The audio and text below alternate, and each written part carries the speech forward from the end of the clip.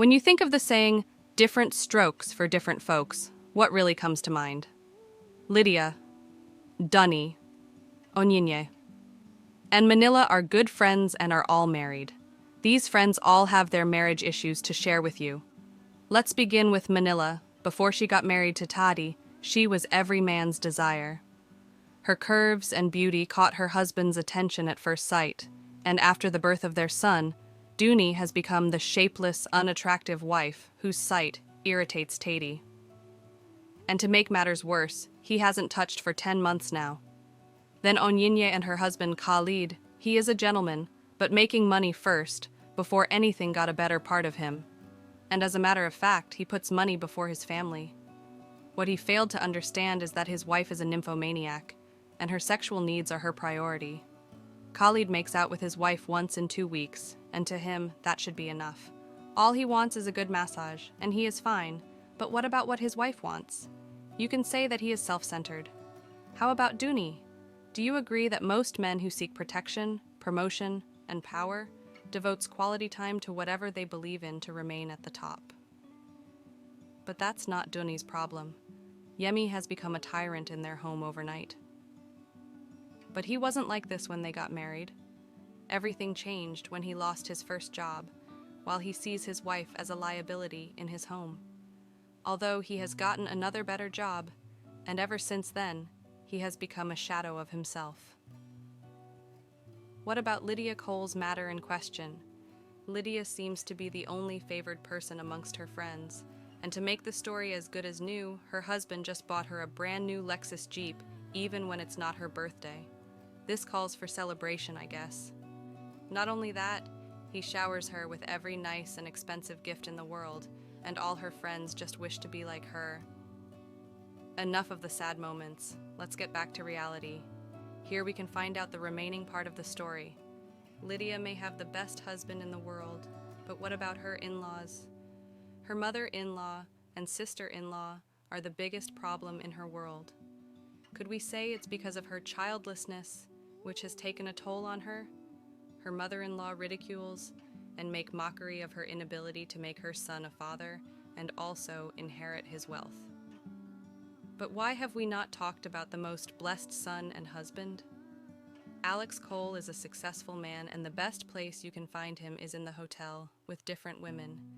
Don't also expect Onyinye, who has a high drive for sex, to keep waiting for her husband. Like I said earlier, Alex is every woman's dream man. He is not only the man with the money bag, but also one of the few men who has what it takes to satisfy a woman. One of his side chicks got to know about the new car he bought for his wife, and she wanted hers too.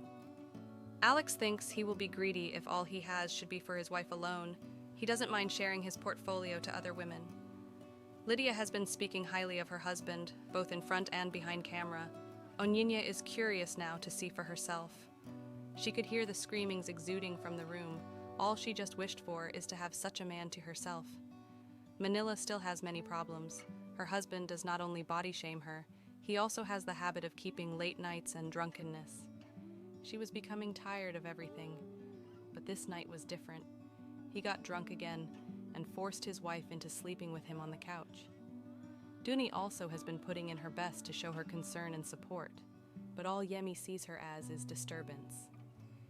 It got worse to the extent where Dooney couldn't take it any longer to his abusive remarks until she got the beating of the day in the presence of their children. Meanwhile, the hardworking Alex was already home to find his mother and sister around. They were happy to see him again when Lydia came in. Her mother-in-law wouldn't stop talking about her son in looking for other means of becoming a father.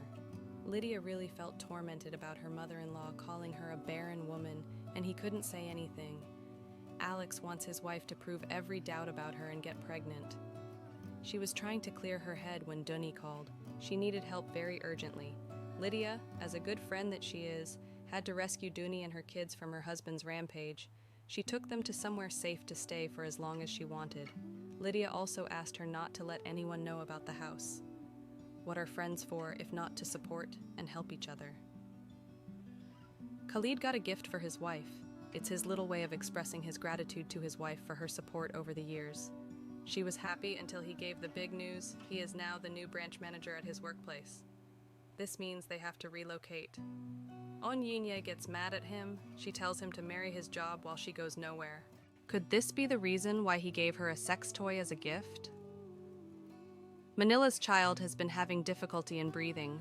The doctor was surprised that the parent ignored the signs which were becoming severe, but she prescribed some drugs for the child. Manila came home to find Tady angrily waiting for her. He ignored his child's health and warned her never to take his car out without his permission. Yemi has found himself in much bigger problems. He has been sacked again from his work. He needs divine intervention now and seeked his source of strength.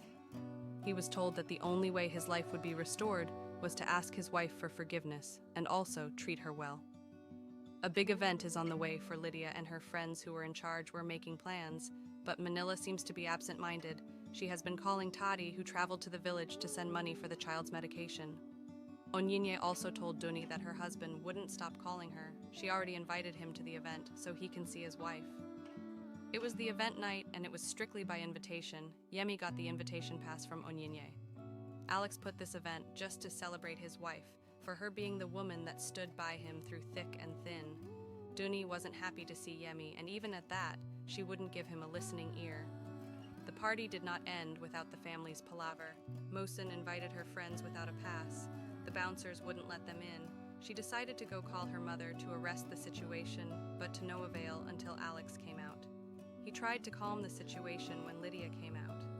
Alex tried to handle the situation as best as he could, but Lydia felt dispirited with the way Alex allowed his mother and sister to disrespect her. Duni tried to calm her down when Manila rushed out. Her son was running temperature again, and she needed to attend to him. The party is over now. Onyinye has had her eyes on Alex ever since she met him in the hotel. She knew it was going to be difficult for her. She had to seek for diabolical means. Onyinye had to go the extra mile to get him, and the only way is to cast a spell on him. Tady, as usual, was also catching his fun. This was different from the normal fun time. He is also celebrating about becoming the next king of his hometown by virtue of having a son. Meanwhile, Manila has been searching for the car keys to take the sick child to the hospital, which Tady hid from her. She kept calling him, but the future king was having fun. Every call can wait. Perhaps she should have used public transportation. Regardless of how Lydia was maltreated by her husband and in-laws the previous night, she still went on her knees to ask for her husband's forgiveness. You can say that Lydia is a virtuous woman. She wanted to go prepare a meal for her famished husband when he got a call. It was Onyinye, and they can't wait to have each other. But why do virtuous women suffer the most? She just got a call from Manila. Her son is dead. What they didn't know was that the child was the reason why Tady would become king. Both parents' negligence resulted in the child's death. Manila was still mourning her child while another came. She's pregnant again and wouldn't let Tady know or even father her child.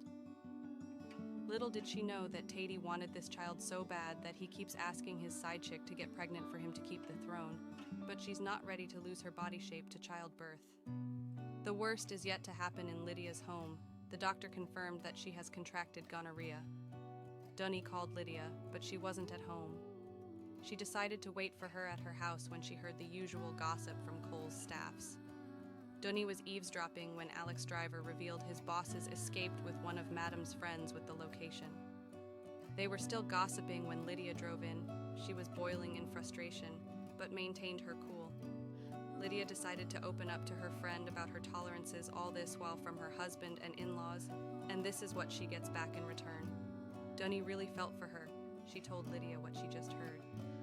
The three friends went to the location to see for themselves, and Onyinye was caught off guard, but she didn't care, insofar as she has one of the richest men in town in her palms. It got into total commotion when Manila got hit, and she fell helplessly. She was rushed to the clinic, and after much effort from the doctors, she and the baby didn't make it alive. Tady has just lost another opportunity to become king. Khalid heard the news about his wife frolicking with other men. Onyinye would always defend herself for his inability to perform as a man. But aren't there other ways to salvage the situation, rather than sleeping with other men? And to make matters amusing, she was done with the marriage. Perhaps she got a better man who could satisfy her needs. Yemi still didn't give up. He missed his lovely wife, but Dooney wants him to move on with his life while she's happy being a single mother. But there are truths that are yet to be revealed. Everything Alex owns today was given to him by his wife. Lydia almost made the mistake of her life by giving all her inheritance to Alex for the sake of love, if not for the wisdom and advice given to her by her late father's lawyer. She was leaving the house and also called her lawyer, saying that she wanted to sell the house. She moved in temporarily into the anonymous house where Dooney and her kids stayed while she sorted things out.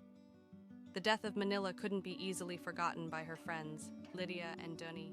She was finally laid to rest. Sadly enough, Tadi didn't attend her funeral. Yemi showed up. He still wanted to make up for all his losses. All of Dooney's friends lost their marriages. What then will make her own special? Alex is now in a vicious cycle, but little did Onyinye know what she has gotten herself into. She had good news for him, which is that she has moved out of her husband's house. But Alex was honest about what he was about to tell her. He has been suspended from the company of which Lydia is the chairman. She thought Alex and his wife both owned the company, but she couldn't get answers. Alex was finally dissolved as the chief operating officer of the company, and every benefit attached to the company was as well withdrawn. The hotel bills were already piling up for them. Neither does Alex have a house for them both to move into. Onyinye knew that she had been doomed. The most sickening part of it was that the woman who gave her the ring told her that the spell was till death, and if she decides to leave, she will go insane for the rest of her life. Lydia took over the company back as the CEO. She wanted Dooney to be her assistant, as a friend she trusts. But not only that, she wanted her to reconcile with her husband. Yemi walked in to still ask for her forgiveness, and she finally accepted him back. At least Dooney survived that pain that most marriages bring today. Thanks for watching. Please comment your thoughts and also like and share this video for more super amazing videos that we are bringing to you. And if you're watching from our YouTube channel, you can also subscribe and turn on your notification for more. Thank you.